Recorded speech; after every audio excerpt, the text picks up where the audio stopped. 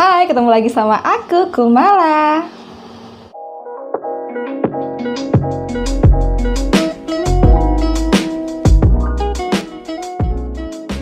Oke, sebelum aku mau bahas review novelnya, aku mau ucapin selamat Hari Raya Idul Fitri. Mohon maaf lahir dan batin. Aku mohon maaf atas segala perilaku dan ucapan yang pernah menyinggung teman-teman. Buat teman-teman yang baru bergabung di channel aku ucapin selamat datang dan semoga betah mantengin video-video yang aku upload ya. Oke, langsung aja kita ke inti pembahasan video kali ini.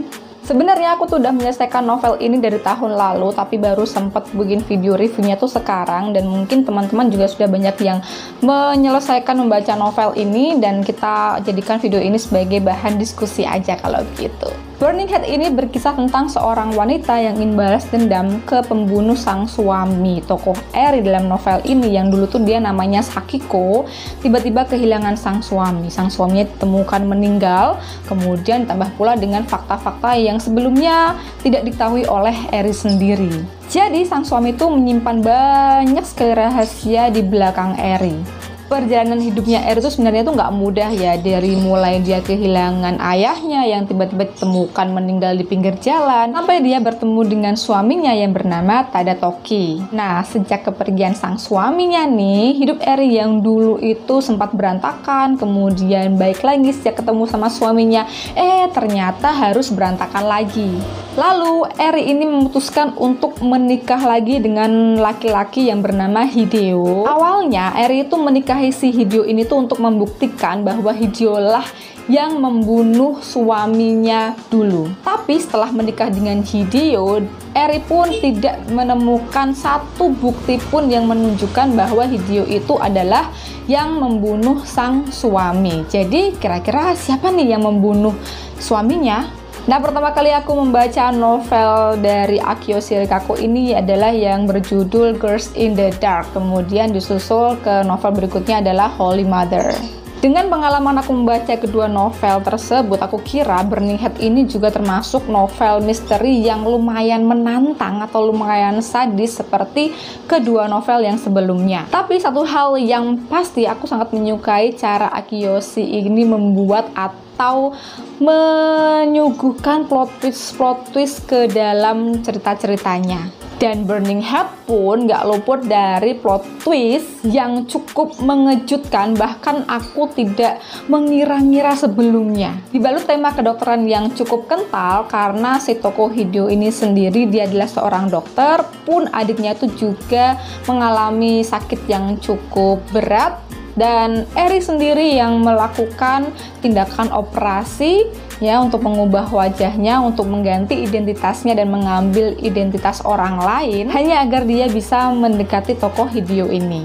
Jadi cukup banyak plot twist yang dihadirkan oleh Sensei Rikako ini yang nantinya akan membuat kalian terkejut. Karena hal yang pasti adalah novel ini berhasil membuatku menangis setelah bertahun-tahun aku tidak merasakan sensasi menangis ketika membaca novel ini. Akhirnya di novel inilah aku merasakan ada sesuatu yang hangat menjalar di hatiku, yang membuatku terenyuh, yang membuatku sedih, seperti itu.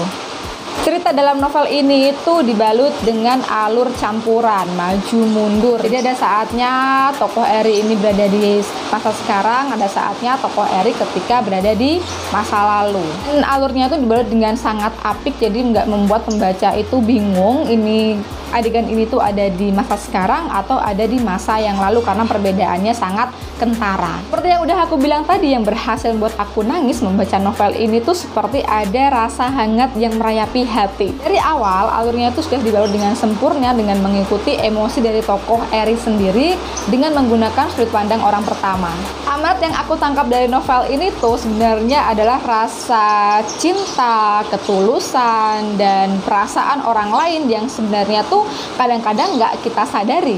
Hal itu tentu aja wajar karena ketika kita fokus ke satu hal, kita akan cenderung mengabaikan hal-hal yang lain. Tambah dengan kejutan-kejutan atau plot twist yang cukup menarik, dan tentu saja sesuai ya, aku merekomendasikan novel ini sesuai dengan usia yang tertera di novelnya, yaitu untuk umur 17 tahun ke atas. Kalau boleh aku nilai, novel ini tuh aku nilai 9 karena ceritanya sangat bagus, alurnya bagus, penggambaran karakternya bagus, perubahan karakternya juga bagus. Kemudian diksi-diksi yang digunakan juga cukup mudah dipahami oleh pembaca. Tapi karena covernya ini menipu, jadi nilainya cukup 9. Oke, terima kasih sudah menyimak video ini. Semoga bermanfaat, dan buat kamu yang belum membaca novel ini, segera beli bukunya biar nanti bisa kita rasakan bersama-sama emosi yang berada di dalam novel ini. Hai, apa kamu suka dengan konten ini? Kalau iya, pastikan untuk like dan subscribe channel Ruang Kumala, dan kamu bisa share ke teman-teman kamu biar channel aku makin rame. Setelah ini kamu bisa banget untuk nonton video aku yang selanjutnya, karena video yang selanjutnya juga gak kalah menarik. Sampai jumpa di video yang selanjutnya. Dah.